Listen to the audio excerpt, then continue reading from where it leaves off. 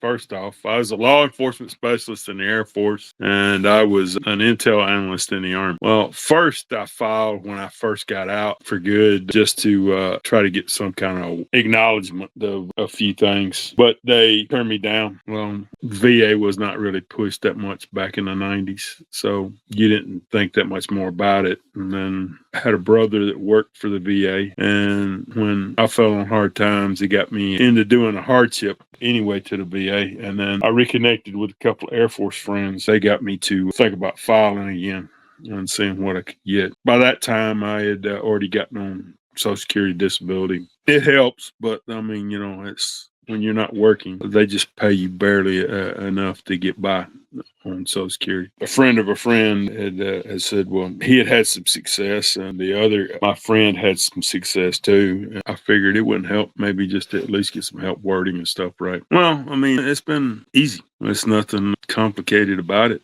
I filled out the initial questionnaire and give some information, and they took it and ran with it. I mean, it was pretty much easy. I've been used to working by myself, and I worked for myself for so long. Well, rating it I started with was nothing, and then I got 70% initially. And then I had a couple of zeros on a few things. And then they started reevaluating automatically some other stuff. And then they put everything on hold. And about 3 weeks later, they came back with 80% and then closed out the gates.